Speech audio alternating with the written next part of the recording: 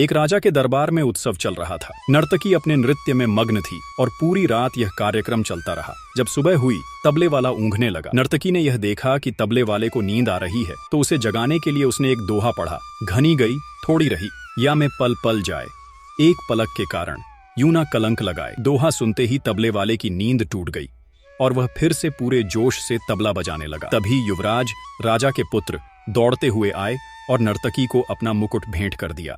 उनके पीछे पीछे राजकुमारी भी आई और उसने अपना हार नर्तकी को भेंट किया। यह देखकर राजा ने आश्चर्य से पूछा, तुम दोनों इतने महंगे उपहार क्यों दे रहे हो? युवराज ने जवाब दिया, पिताजी, मैं आपके वृद्ध हो जाने के बाद भी सिंहासन नहीं मिलने से परेशान था। मैंने आज सिपाहियों के साथ मिलकर आपकी हत्या की योजना बनाई थी, लेकिन इस नर्तकी के दोहे ने मेरी आंखें खोल दी। उसने मुझे यह समझाया कि समय बहुत थोड़ा बचा है और जो मेरा है वह मुझे सही समय पर मिल ही जाएगा। मैं पिता की हत्या का कलंक अपने नाम क्यों लूं? राजकुमारी ने भी कहा, पिताजी, मैं महावत के साथ भागकर शादी करने वाली थी, लेकिन इस दोहे ने मुझे समझाया कि जल्दबाजी में गलत निर्णय लेने से केवल कलंक मिलेगा। आपने मेरी शादी मेरी पसंद से तय करने का वादा किया है, तो मैं क्यों गलत कदम उठाऊं? यह सुनकर राजा भावुक हो गए। उन्होंने युवराज से कहा, अब समय आ गया है कि मैं तुम्हें सिंहासन सौंप दूं। फिर अपनी बेटी से बोले, तुम अपनी पसंद के राजकुमार से विवाह कर सकती हो। इसके बाद राजा ने राजपाट छोड़ दिया और भगवान की भक्ति करने के लिए जंगल चले गए। यह कहानी केवल राजा और नर्तकी की नहीं है, यह हमारी आपकी कहानी है। समय सीमित है,